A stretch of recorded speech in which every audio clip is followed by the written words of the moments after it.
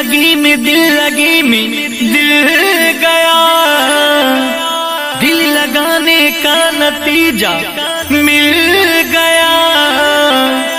मैं तो रोता हूँ कि मेरा दिल गया, अरे तू क्यों हंसता है, तुझे क्या मिल गया। DJ Sumit Satish Raima, DJ Sumit Satish Raima,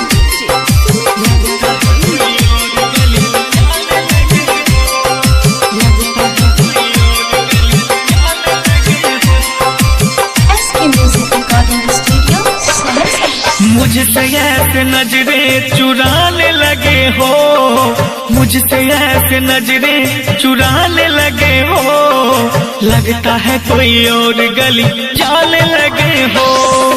मुझसे ऐसे नजरें चुराने लगे हो, लगता है कोई और गली जाने लगे हो। करती ना बद नखरा दिखाने लगे हो, करती ना बद नखरा दिखाने लगे हो, लगता है कोई और गली जाने लगी हो। दिल रूबा मुझको रुला के तू न जा, दिल रूबा राम चुरा के तू न जा। DJ Sumit Satish Raima, DJ Sumit Satish Raima, DJ Sumit Satish Raima. लगता है कोई और गली जाने लगे हो, लगता है कोई और गली जाने लगे हो। दिल डूबा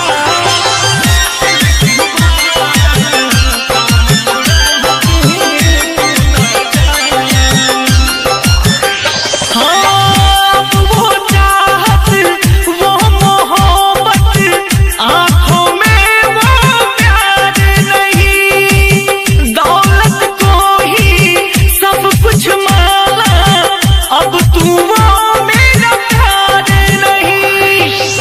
अब वो चाहत वो मोहब्बत आँखों में वो प्यार नहीं, दौलत को ही सब कुछ माना, अब तू वो मेरा प्यार नहीं। बात बात पे नजर तुम दिखाने लगे हो, बात बात पे नजर तुम दिखाने लगे हो, लगता है कोई और गली जाने लगे हो।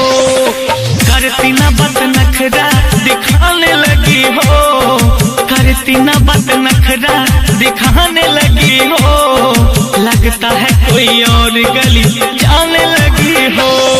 DJ Sumit Satish Raima, DJ Sumit Satish Raima, DJ Sumit Satish Raima. लगता है कोई और गली जाने लगे हो, लगता है कोई और गली जाने लगे हो। दिल डूबा हम चुरा के तू न जा। हो मेरी मोहब्बत का ओ हद जाई, ये क्या दे रही नाम है, आँख में आंसू देना ही क्या तुझ जैसे हसीनों का काम है। मेरी मोहब्बत का ओ हद जाई, ये क्या दे रही नाम है, आँख में आंसू देना ही क्या तुझ जैसे हसीनों का काम है। राहुल सलीम से हाथ छुड़ाने लगी हो, राहुल सलीम से हाथ छुड़ाने लगी हो, लगता है कोई और गली जाने लगी हो।